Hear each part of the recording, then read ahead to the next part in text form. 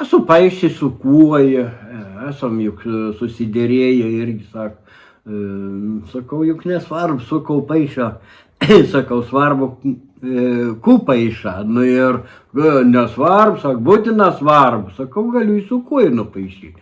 Nu, kai jau užsiminiau, ką galiu, nu tai nusėviau batą, nusėviau kuojinį, jėmė teptoką su kuojais perštų ir tarp kuojais perštų ir tepliuoju.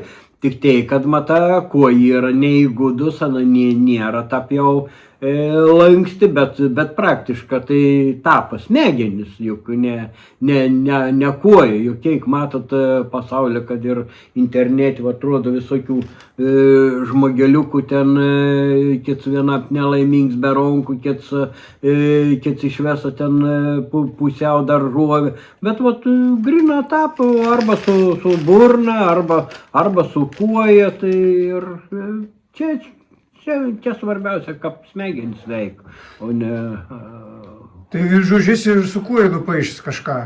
Nu, ne to, kad rimto darbo, bet kažkur tai esu su kuoja nupaišys. Vien iš to užsispyrimo įrodymų, kad galima paišyti su kuoja.